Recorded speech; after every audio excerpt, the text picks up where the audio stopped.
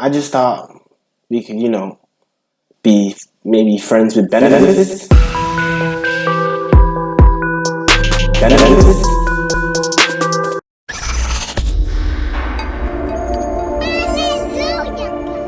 I'll be giving away a cash prize at the end of this video, so make sure you watch all the way through if you want to participate in my giveaway.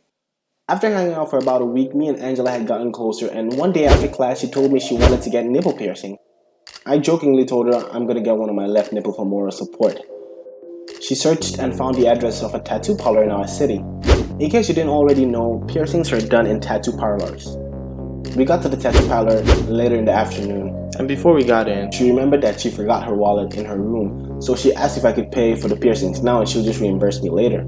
I look at her and I'm like, I got you. After getting the piercings, we went back to campus because I had class within the hour. I dropped her off at her dorm and went straight to class. While I'm in class, she sent a text asking if I could do her another favor. And I'm like, sure, what you need? And she's like, you'll get your money back, I promise. Once I saw this text, I was a bit surprised because it was the first time she directly asked me for money.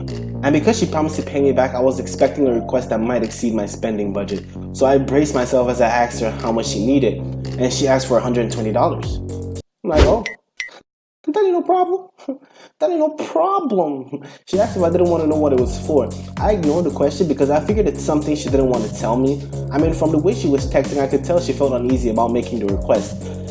And all the times we hung out, for some reason, she always talked about how much she hates asking people for money. So I just wanted to send the money without asking any questions. I mean, she's gonna pay me back, right? She still told me the reason regardless though. Basically, she drove her mom's car and messed up 3 tires, then borrowed money from her aunt to fix it. Now her aunt's threatening to snitch on her if she doesn't pay up. So she needs me to lend her some money so she can pay back her aunt. I saw that text and I was like, hold up, wait a minute, something ain't right. Cause you need to be the direct descendant of James Bond and Mr. Krabs to create such a problem and have such a cheap fix. I mean, one of my tires cost $155, so how you gonna replace 3 with the price of 1? And how do you mess up 3 tires all at once without messing up the 4th? So I am confused. I didn't want to ask questions, but with this information, all I could think of were questions. So after class, I called and asked her for details of what actually happened, and she said it was a long story. I told her I had time, and she said she's not comfortable talking about it. What was the reason? She tried as much as possible to avoid telling me the details of what actually happened, so I hypothesized she was either in more trouble than she let on, or she was being considerate and didn't want to ask for the full amount. Right? Wrong? The truth is more shocking than when Flynn Rider revealed his real name was Eugene whatchamacallit, which was pretty shocking in my opinion. And you will also find out the truth in the part 3 of this series. I decided not to ask any more questions because to begin with, it wasn't a significant amount of money. I mean, it's not like she asked for a small loan of $1 million. The following week, I invited her over to come hang out with me, and she declined, saying, I feel like when a guy invites you over, he expects something from you. So I don't want to come over until I'm comfortable with you. And I responded saying I wouldn't do anything she wouldn't want me to do, and she could take as long as she wanted to get comfortable before coming over. And she's like, oh my god, you're so sweet. Where have you been all my life? I just been out here taking classes, none too serious. You know how that go. So we started going to hella dates. We went to Fridays, Cheesecake Factory, McDonald's, Hibachi, Scalentino's, IHOP, Denny's. You name it! After every date, it was a movie. One time at the movie, she was showing off her nails to me. She's like, so what do you think of my nails, Tina? And all I could think to myself while staring at those beautiful long nails was, how do you ride your bottom with those? If you use an ATM, is it even possible to take out your card? But what came out of my mouth was, they look beautiful. Then she asked me if I see our friendship becoming something more in the future, and I told her no. And she asked why, and I told her it's simply because I'm an engineering student taking an unreasonable amount of credits per semester so I can graduate early. I can't dedicate enough time to a relationship for it to actually thrive. I further explained that I can give her enough time now because the semester just started and I didn't have a lot of work. But there's going to be a time where I have to spend nights in the engineering building, and during those times I'd rather not be in a relationship. And she said, okay, I understand. So what's the point of all this? I just thought we could, be maybe friends with benefits. Benefits? Okay, I can deal with that. Are you serious? Totally. That's crazy. Ain't it? Then we made out. Hey, y'all is wildin'. Then we kept going on dates. The more we went on dates, the more she liked me. Or at least it looked like it. On a Saturday night, after a week and a half of dates and watching movies, she told me she appreciates all I've been doing for her.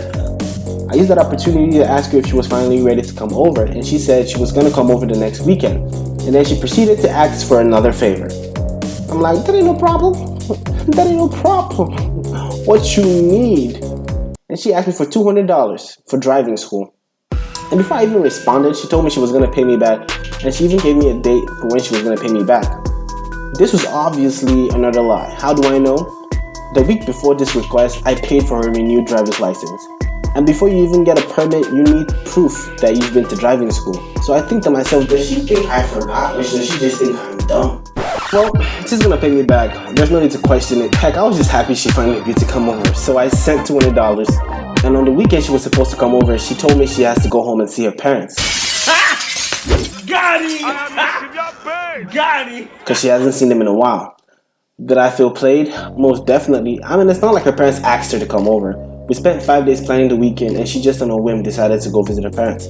But I decided not to think too much about it because there might be a good reason for her going home. Maybe her mom was sick and needed help with chores, or maybe her dad needed help with work. You never know, you know? After the weekend, I never asked her to come over again. We hung out and went on a couple more dates. In fact, I didn't consider them to be dates anymore. We just ate out often and just talked. I didn't ask her to come over anymore because of 3 reasons. 1, I had already asked her to come over more times than I'd like to admit in this story, and I either got declined or an unforeseen event would happen and she wouldn't be able to make it. 2, I didn't want it to look like she owes me a favor for all the stuff I've been doing for her. I just didn't want her to think I felt entitled or anything like that, you know? And 3, the semester just started getting hectic. Homework and projects started piling up, and your boy was not about to sabotage school for the pursuit of a. I eventually stopped taking her on dates and buying her food. Before this point, I was pretty much catering to all her basic financial needs. I sent her laundry money, I bought her food, clothes, and some things that might be inappropriate to even mention on YouTube. I became a certified mugger in the pursuit of making her comfortable enough to let me smash. And just to make sure you guys don't misunderstand, everything I bought for her outside of our dates was bought on her request. So on the quest to make her comfortable, I became a sugar daddy that received 0 sugar. Except that one time at the theater. And please do not misunderstand, I am by no means rich. Your boy is broke as a joke. At that time, I just happened to have enough money saved up to deal with most basic financial inconveniences that might have risen at that time. When I stopped taking her on dates, buying her food, and doing her favors, we stopped texting each other. Then one day on a Friday, while I'm at the engineering building, working on a project, she hit my phone talking about she wants to come over and spend the night at my place on Saturday. And her way of texting was more flirty than usual. She even sent me pictures of her in a swimsuit, which I just so happened to have also paid for a long time ago. I told her she could come through. After we concluded the plans, she asked me if I could do her a favor. See, a very obvious pattern started to form. And as usual, she promised to pay me back as soon as she got her paycheck. She also gave me a date.